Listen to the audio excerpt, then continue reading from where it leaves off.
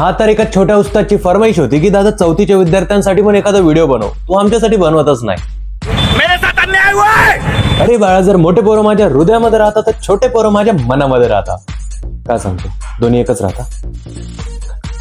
Big words लिहायचे म्हणजे नासामध्ये rocket उडवण्यापेक्षा कठीण नाही रे.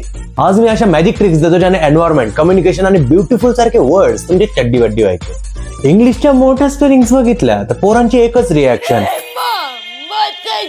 पॅरेंट्स अँड टीचर्स सांगू सांगू थकता बट नो रिझल्ट. बापरे, एवढ्या प्रेशर मध्ये लेकरू पाठांतर कसं काय करेल? चिल गाइस, ट्रिक सिंपल आहे. Big words is equal to छोटे छोटे तुकडे. जसं आपण तुरतुरे तोडून खातो, कुरकुरे तोडून खातो की गपकन खाता, का लागायचा ना पोट्ट्या हो. वर्ड्सला छोट्या भागामध्ये डिवाइड करा. एक्झाम्पल कम्युनिकेशन, तर कम्युनिकेशनचा कम्युनिकेशन, इम्पॉर्टंटचा इम्पॉर्टंट. शब्दांना असे ट्रीट करा की ते ट्रेनचे डब्बे आहे. Engine plus बुगी plus बुगी plus बुगी plus last बुगी.